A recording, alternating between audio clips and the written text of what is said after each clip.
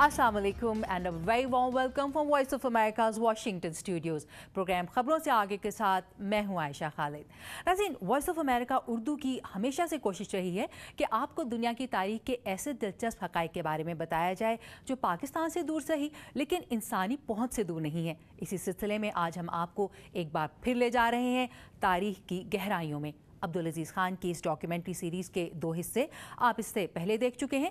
आज इस सीरीज़ का जो हिस्सा वो आपके लिए पेश कर रहे हैं वो अमेरिकी रियासत नॉर्थ कैरोलिना के करीब समंदर के नीचे फिल्म बंद किया गया है और जिस डूबी हुई आबदोज़ के बारे में ये डॉक्यूमेंट्री बनाई गई है वो है हिटलर की सबमरीन U-352। दूसरी जंग अज़ीम में डूब जाने वाली इस आबदोज़ को 1975 में 115 फीट की गहराई में दरियाफ्त किया गया।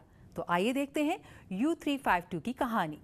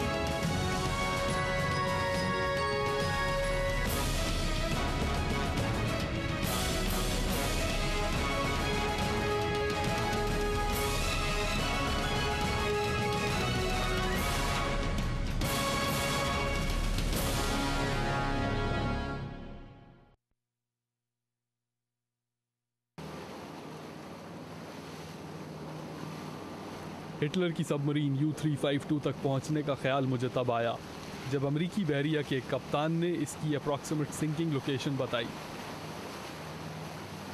दूसरी जंग अजीम की ये आबदोज़ अटलांटिक ओशन में 115 फुट की गहराई में डूबी हुई है और इस तक पहुंचने के लिए समंदर में तकरीबन 26 मील का सफ़र तय करना है।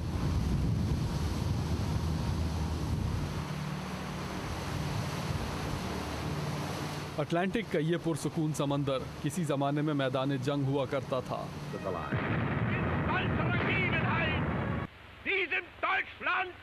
दूसरी जंग अजीम के शुरू होते ही हिटलर की फ़ौजें यूरोप पर छा चुकी थीं और रूस में दाखिल होती जा रही थीं। सिर्फ बरतानिया का जजीरा बाकी रह गया था और इसे अमेरिका की तरफ से जंगी इमदाद पहुंचाई जाती थी।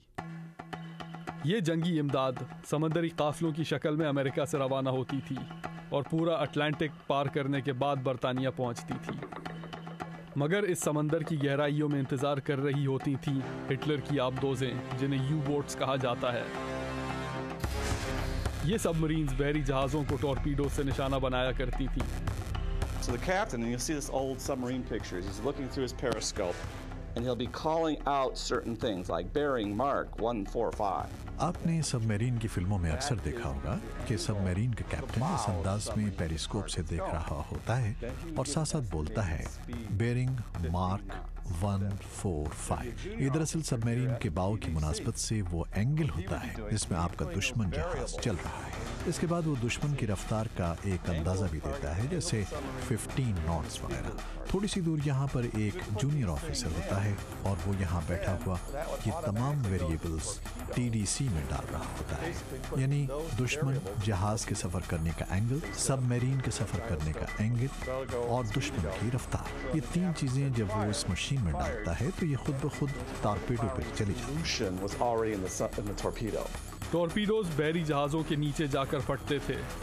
U-boats would spread out to search out. Once it found a convoy, it would radio back to Germany saying, okay, I found a convoy here.